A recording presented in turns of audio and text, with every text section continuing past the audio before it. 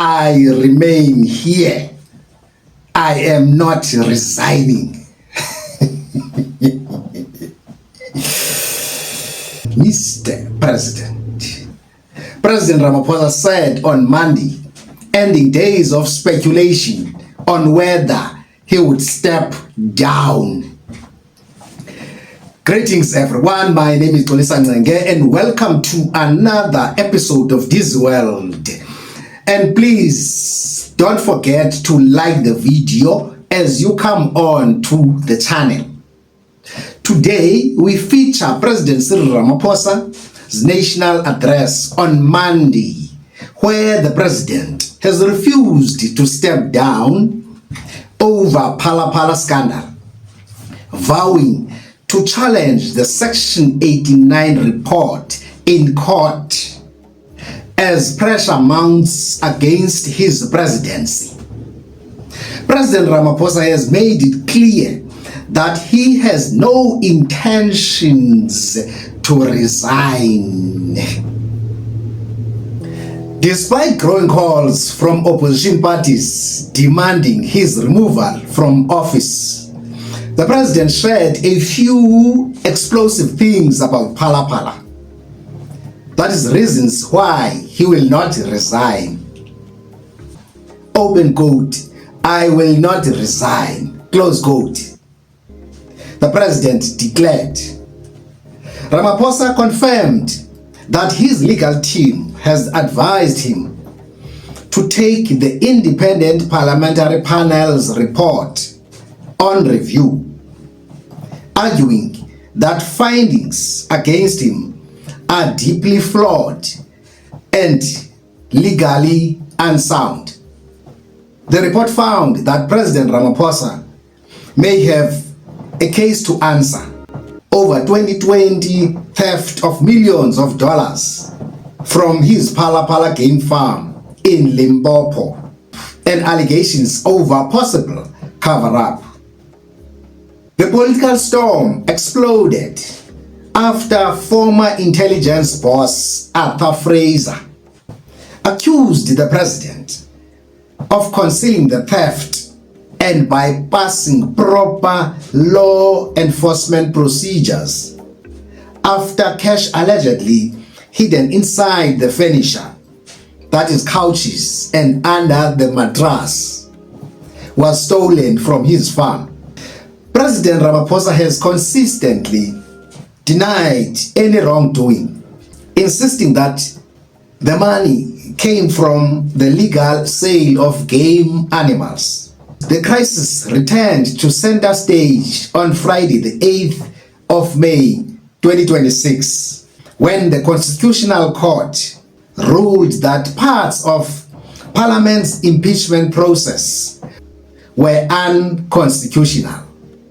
The president's explosive reasons for the review, after saying, 1, "I will not resign," he went on to say he will, number 2, challenge the Section 89 report in court. He said he is ready to fight. I don't know fighting with who, but he's ready to fight. Meaning he's ready to go through the brutal and embarrassing process of impeachment in Parliament. I don't know. The last time I checked, he doesn't even want to do interviews. How much more now if he's going to go through that brutal process answering questions from opposition parties? Very much interesting, Mr. President, because now everything will be laid bare. The prima facie criminality, the violation of the Constitution will be laid bare. We shall see. Open quote, "I was advised by my legal team that the panel's report can be reviewed on several grounds, including grave errors of law and unfounded conclusions. Close quote. He said. Number 3, resigning would mean admitting guilt before Parliament, and the courts have fully dealt with the matter. To resign would be to preempt a constitutional process, Ramaphosa said. It would also give credibility to the report that I believe is fundamentally flawed. Close quote. Number 4, the report is fundamentally flawed. He said he delayed taking the report on review in 2022 because Parliament had already voted against advancing the impeachment process, leaving the report with no practical legal consequence at the time. However, the Constitutional Court ruling has now changed the legal position entirely. Ramaphosa insisted the decision to challenge the report is about defending the Constitution. All of a sudden now he is defending the Constitution. Interesting. Defending constitutional principles. All of a sudden now he's defending the Constitution and ensuring due process is followed. Open quote.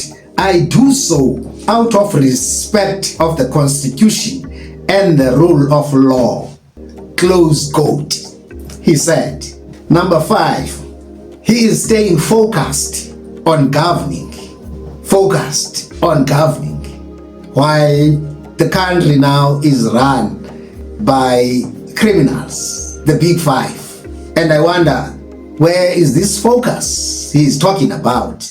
Maybe he will say, hence I established a commission, Madlanga Commission, after General Nhlanhla Mkhwanazi's explosive revelations. Of course, despite pressure, the president struck determined tone, saying he remained focused on governing the country.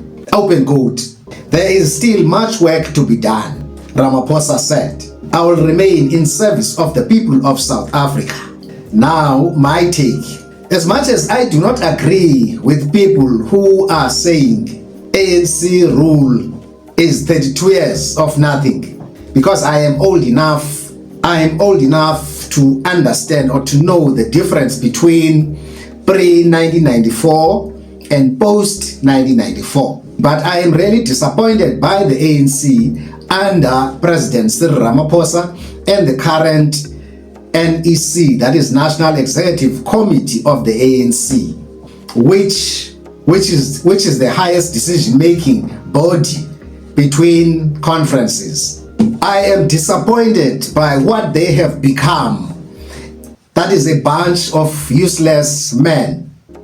As Sandile Swana, a political analyst, once said, who will stop at nothing to protect President Ramaphosa because of their, I won't say because of their service to the people, but because of their stomachs, because of their personal gain. Let me put it that way. Remember what former president of the ANC and the president of the country, Mr. Nelson Mandela, once said, that if you surround yourself with yes men, you are on the brink of disaster. And this is what is happening now to President Cyril Ramaphosa, because there is no one who says no in that National Executive Committee.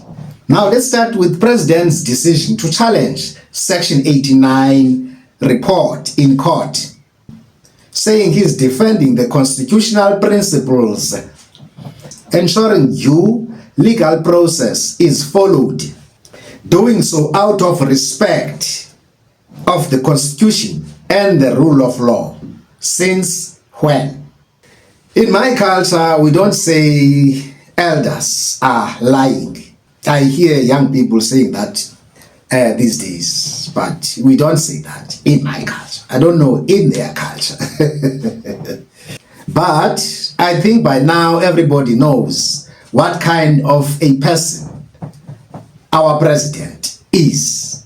For example, I remember him live on 702 denying when asked by Clement Manyatela and Sidi Madia, may her soul rest in peace.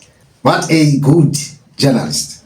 About his resigning story, which was confirmed by his faction, Mbalula and Mr. Mandashe.